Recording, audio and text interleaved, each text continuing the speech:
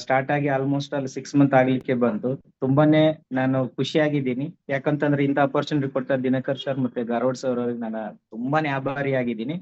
ಯಾಕಂತಂದ್ರೆ being MBA graduate ನನ್ಗೆ ಇದು ಸ್ಟಾರ್ಟಿಂಗ್ ಅಲ್ಲಿ ತುಂಬಾನೇ ಟಫ್ ಅಂತ ಅನ್ಸಿತ್ತು. ಯಾಕಂದ್ರೆ ಇದು ಅಸಾಧ್ಯ, ಇದೆಲ್ಲ ಆಗೋದಿಲ್ಲ, ಪ್ರಾಡಕ್ಟ್ ರಿಸಲ್ಟ್ ಹಿಂಗೆಲ್ಲ ಬರುತ್ತಾ, ಇವರೆಲ್ಲ ಹೇಳೋದು ನಿಜಾನ ಅಂತ ನಾನು ತುಂಬಾನೇ ಡೌಟ್ ಅಲ್ಲಿ ಸ್ಟಾರ್ಟ್ ಮಾಡಿದ್ದೆ. ಬಟ್ ಸ್ಟಾರ್ಟಿಂಗ್ ಅಲ್ಲಿ ನನಗೆ ಒಂದು ರಿಸಲ್ಟ್ ತುಂಬಾನೇ ಚೆನ್ನಾಗಿ ಬಂತು. ಸೊ ನಾನು ಈಗ ನೀವು ನೋಡ್ತಾ ಇದ್ದೀರಾ, ನಾನು ಸ್ಪೆಕ್ಟ್ ಯೂಸ್ ಮಾಡ್ತಾ ಇದ್ದೀನಿ. ಇದು ನನ್ನ ಎರಡನೇದು ನಾನು ಚೇಂಜ್ ಮಾಡೋದು. ನನಗೆ -5 ಇತ್ತು. ಸೊ ನಾನು ಬರ್ತಾ ಬರ್ತಾ ನಾನು ಯೂಸ್ ಮಾಡಿದ ನಂತರ ನನಗೆ ಒಳ್ಳೆ ರಿಸಲ್ಟ್ ಸ್ಟಾರ್ಟ್ ಆಯ್ತು. ಇದಾದ ನಂತರ ನಾನು ಒಂದ್ಸಲ ನಾನು ಒಂದು ಪಕ್ಕದಲ್ಲಿ ಒಂದು ಕಾರಟಿಗೆ ಅಂತ ಬರುತ್ತೆ, ಅಲ್ಲಿ ಹೋದಾಗ ನನಗೆ ಕಣ್ಣಲ್ಲಿ ಸ್ವಲ್ಪ ಡಿಸ್ಟರ್ಬೆನ್ಸ್ ಅನಿಸ್ತಾ ಇತ್ತು. ಯಾಕೋ ನನಗೆ ತಲೆನೋವು ಮತ್ತೊಂದು ಶುರು ಆಗಿತ್ತು. ಯಾಕಂತ ನೋಡಿದಾಗ ನನ್ಗೆ ಅಲ್ಲಿ ಒಂದು ಆಪ್ಟಿಕಲ್ಸ್ ಅಲ್ಲಿ ಹೋಗಿ ನನ್ನ ಒಂದು ಕಣ್ಣನ್ನ ಚೆಕ್ ಮಾಡಿದಾಗ ನನ್ಗ ಒಂದು ಎಂತ ಖುಷಿ ವಿಚಾರ ಸಿಕ್ತು ಅಂತಂದ್ರೆ, ನನ್ನ ಪಾಯಿಂಟ್ಸ್ ಕಡಿಮೆ ಆಗಿದೆ, ನಿಮ್ಮ ಏಜ್ ಅಲ್ಲಿ ಕಡಿಮೆ ಆಗೋದು ಬಹಳ ರೇರು, ಬಟ್ ಆದ್ರೆ ನಿಮ್ಮ ಪಾಯಿಂಟ್ಸ್ ಕಡಿಮೆ ಆಗಿದೆ ಅಂತ ಹೇಳಿದ್ರು. ತುಂಬಾನೇ ಖುಷಿ ಆಯ್ತು. ಆ ನಂತರ ನಾನು ಯೂಸ್ ಮಾಡಕ್ಕೆ ಮತ್ತೆ ಸ್ಟಾರ್ಟ್ ಮಾಡಿದೆ, ಮತ್ತೆ ಕಡಿಮೆ ಆಯ್ತು.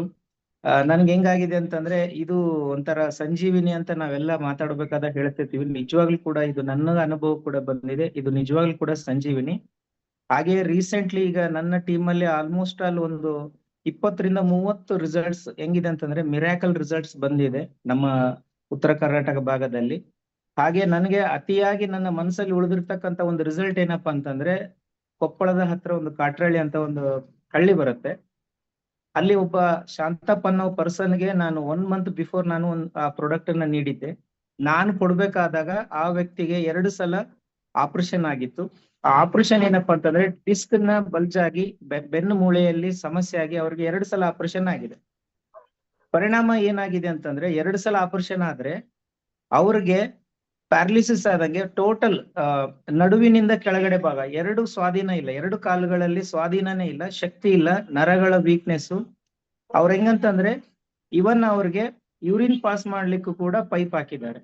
ಆ ರೀತಿಯ ಪರ್ಸನ್ ಎದ್ದು ನಿಲ್ಲಕ್ಕಂತೂ ಅಸಾಧ್ಯವಾದ ಮಾತು.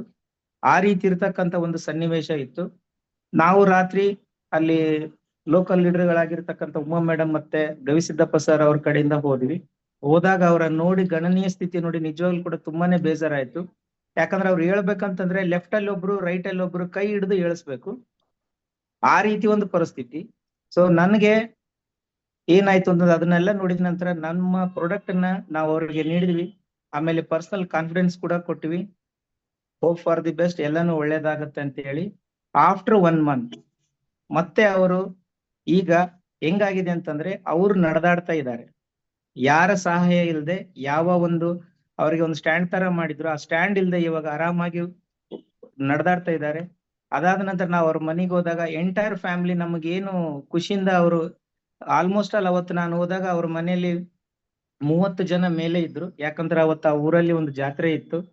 ಹೋದಾಗ ಅವರು ಒಂದು ರಿಸಲ್ಟ್ ಬಂದ ಖುಷಿಗೆ ಹೇಗಿತ್ತು ಅಂತಂದ್ರೆ, ಜೋಡಿಸಿದ ಕೈಯನ್ನ ನಾನು ಅಲ್ಲಿಂದ ಮತ್ತೆ ನಾನು ರಿಟರ್ನ್ ನಾನು ಹೋಗೋವರೆಗೂ ಆ ಜೋಡಿಸಿದ ಕೈಯನ್ನ ಕೈ ಮುಗದೇ ಇದ್ರು.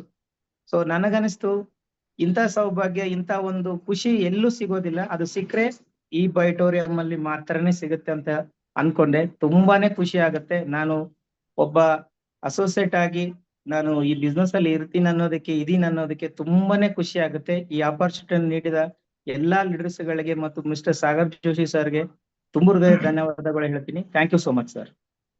ಎಸ್ ಥ್ಯಾಂಕ್ ಯು ಪ್ರಭುಲಿಂಗಯ್ಯ ಅವರು